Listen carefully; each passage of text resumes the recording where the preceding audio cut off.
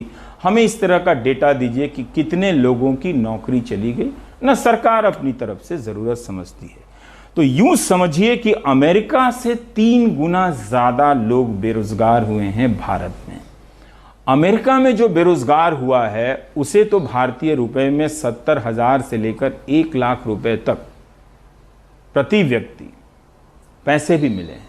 यहां बेरोजगारों को क्या मिला? कुछ भी नहीं मिला। Centre for monitoring Indian economy CMIE के ताज़ा सर्वे से यह बात सामने आई है कि अप्रैल के महीने में 12 करोड़ लोगों का रोजगार छिन गया, काम छिन गया। मई के महीने में जब तालाबंदी में कुछ ढील दी गई तो 2 करोड़ रोजगार वापस आए हैं, लेकिन अब भी 10 करोड़ से ज्यादा लोग बेरोजगार हैं। CMIE के आंकड़ों के मुताबिक जनवरी 2020 में बेरोजगारी दर 7.20% थी। फरवरी 2020 में बेरोजगारी की दर बढ़कर 7.78% हो गई। तालाबंदी की वजह से मई के पहले हफ्ते में बेरोजगारी की दर 27.1% हो गई और अब 24 मई को मामूली सुधार के बावजूद बेरोजगारी की दर 24.3% है।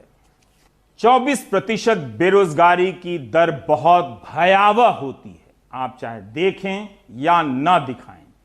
मीडिया में ही आए दिन लोगों की नौकरियां जा रही हैं।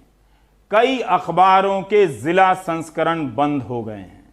धड़ाधड़ सैकड़ों की संख्या में अखबारों से लोग निकाले जा रहे हैं।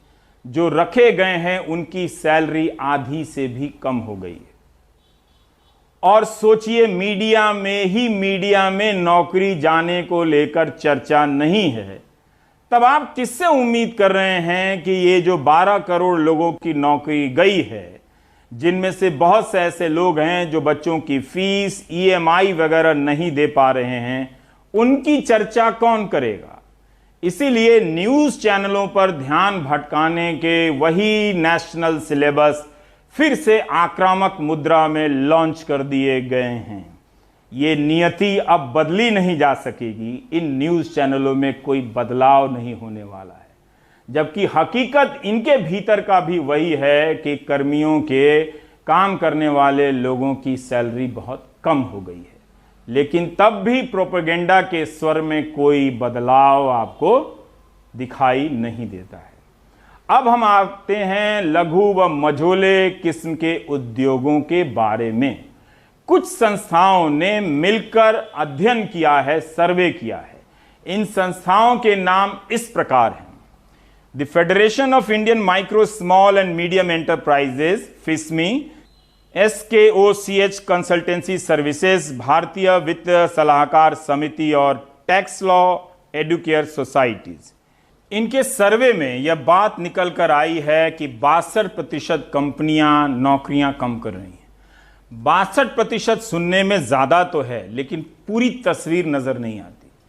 लाखों की संख्या में MSME हैं। सोचिए, लाखों कंपनियां अगर नौकरियां कम कर रही हैं तो जमीन पर क्या हालात बन रहे होंगे। इस सेक्टर में जो सबसे ज्यादा रोजगार देने वाला सेक्टर है, स्किल या नॉन स्किल रोजगार की स्थिति बहुत ही बुरी है। अप्रैल में 4% कंपनियां ऐसी थीं जिन्होंने 100% लोगों को निकाल दिया। मई में ऐसी कंपनियों का प्रतिशत बढ़कर 6 हो गया।